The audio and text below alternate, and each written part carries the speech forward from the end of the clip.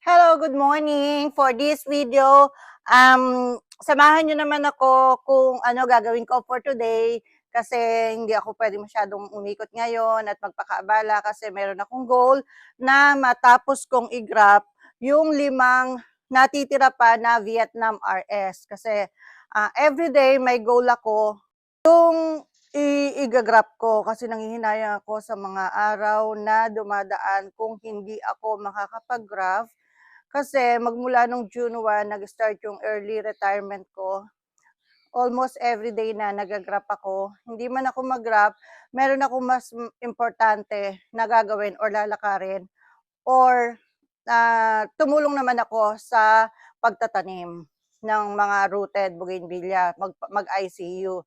Ayun. Dahil diyan, nabibisi ako, hindi ako masyado nakakapag-video, nakakapag-vlog dito sa YouTube. Kaya ang gagawin ko ngayon, kasi kahapon may kausap din ako. Hi po sa inyo, yung kausap ko kahapon na sabi, ikaw kasi napakadalang mo nang mag-upload ng video sa YouTube. Ah, Ayan, pasensya na po. Kasi ayoko naman kasi na magvi-video ako ng kahit ano lang. Gusto ko sana lagi tutorial. Kaso 'pag tutorial ise-set up mo pa, mag-isip ka pa ng script.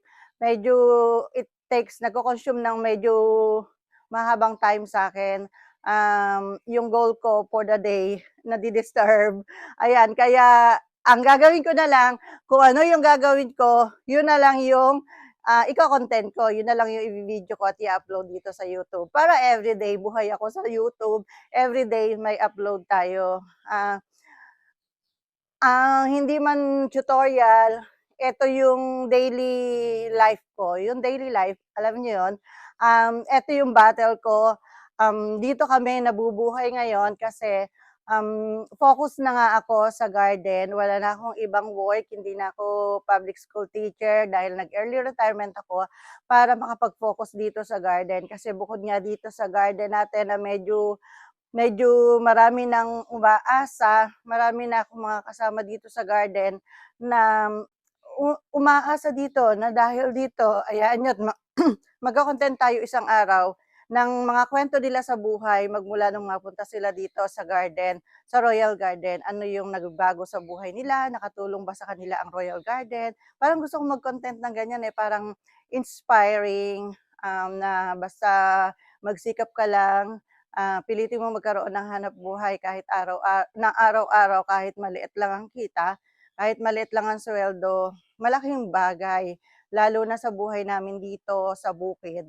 Ayan, ang Royal Garden po ay nasa Santa Lucia, San Miguel, Bulacan na pagsasaka ang pangunahing ikinabubuhay ng mga tao dito. Kaya lang ang pagsasaka po ay hindi na masyadong maasahan ngayon. Lalo na yun nung nakaraang taon, yung first crop, okay, maganda yung palay, biglang bumagyo, o dapa lahat, hindi pa sumasapaw, dapa lahat, o di anong nangyari, lugi kami. Kaya nga ako ngayong first crop, hindi na po ako nagsaka, meron po kasi akong 1 hektarya pa na nasa saka, natataniman ng palay. Hindi na po ako nagpatanim ng palay, hinayaan ko ng madamo at ngayon unti-unti kong i-expand doon yung garden ko. Hindi naman ako kayamanan, wala akong puhunan para patambakan lahat yung 1 hektarya. Unti-untiin ko na lagyan na lang ng garden, na maging part na lang siya ng garden. Kasi nalugi rin ako nung first crop nung last year kasi may bunga na yung palay pero kulay green pa. Ngayon bumagyo, nadapa as in plastado lahat. Ano pa, wala. Hindi na yung sasapaw, hindi na yung magkakalaman.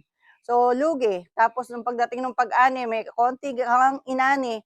Pagdating ng pag-ani, napakababa naman ng palay. Kaya ano, yung mga hindi lang ako, yung mga kapitbahay namin dito, yung mga taong umaasa rin sa pagsasaka, yung kanilang mga asawa, yung mga babae, pumapasok dito kapag may time sila, hindi man everyday. Yung iba hindi everyday kung kailan lang mabakante kasi may mga naggugulay din. Ah, 'Pag kailangan nila papasok dito, ay extra yon. 1 week papasok, o 'di may pambaon na yung mga anak nila, gano'n. Kung meron silang ibang ginagawa, may tanim silang gulay, habang hindi pa umaani gulay nila, papasok muna dito, gano'n. Kumbaga malaking tulong din yung nagagawa ng Royal Garden. Kaya hindi ko 'to basta mabibitawan kasi marami ring nakikinabang dito. At sa totoo lang kami rin ng mga anak ko ay malaki rin ang naitulong sa amin ng Royal Garden. And then ngayon nga meron na tayong branch doon sa ah, along the highway, Maharlika Highway, Bulualto, San Miguel, Bulacan, ganyan. Madadaanan nyo kapag galing kayong Manila papuntang Nueva Ecija, pag galing kayong Nueva Ecija papuntang Manila, madadaanan mo. Meron din tayong mga binebenta doon na grafted and rooted. Meron din tayong dalawang staff doon. So, habang ako'y nagtuturo, ganyanan ang problema. "Ma'am, paano 'to, paano 'to? Ma'am, paano 'to?" So, wala akong ibang maasahan na mag-aasikaso kaya siyempre stressful na kasi ang pagtuturo, eh, 'no, sobrang mahirap na. Kaya mas para rin sa mental health ko, physical health, overall, para sa health ko, binitawan ko ang teaching, nag-focus ako sa garden. At so far, nag-start ng June 1 yung aking journey as a full-time gardener.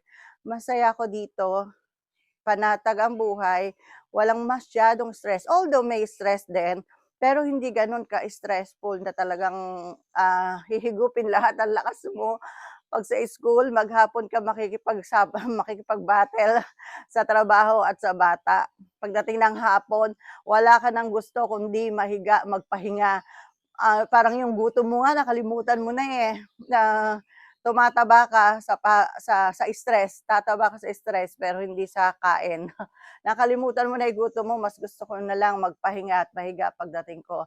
Pero dito sa garden hindi, mas mas ano dito, mas, nakaka-relax, mauubos yung maghapon mo, hindi mo mamamalayan, gano'n, gano'n. Kapag nandoon na kayo sa sitwasyon ko tsaka niyo lang, ma ma ma mararamdaman o mare-realize kung ano talaga yung sinasabi ko, "Ay gano'n pala, yun pala yung sinasabi ni ma'am kaya pala masarap sa garden."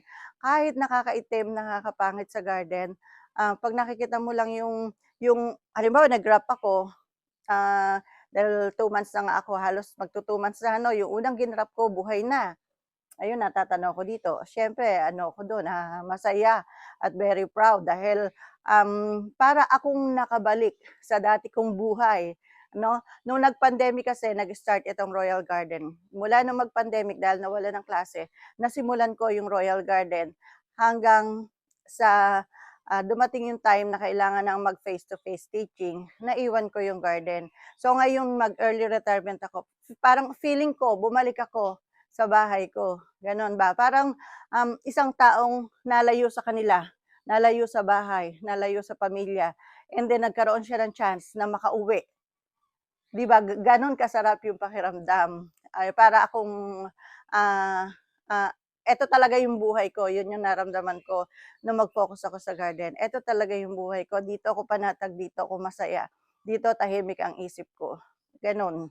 Ganon, kahit medyo may problema rin sa garden, um, maliit lang 'to kumpara sa dami ng trabaho as, public school teacher. Ayan, hindi po ako against sa DepEd.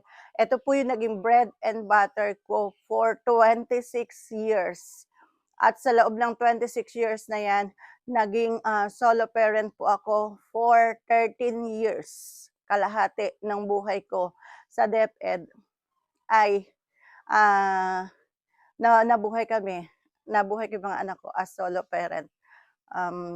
Umasa ako sa DepEd lang, yun lang yung, ikinabuhay namin kaya napaka-thankful ko dahil naging part ako ng DepEd family. Malaking bagay 'to sa buhay namin ng mga anak ko, dito ko sila binuhay, eto yung ibinuhay ko sa kanila. Kaya, hindi ako against sa DepEd kahit gaano karami yung trabaho niyan. Yan yung pinangarap ko talagang propesyon nung bata pa ako, mula bata pa ako. At, ayun nga, naging teacher nga ako at naging bread and butter namin hanggang sa maging solo parent ako.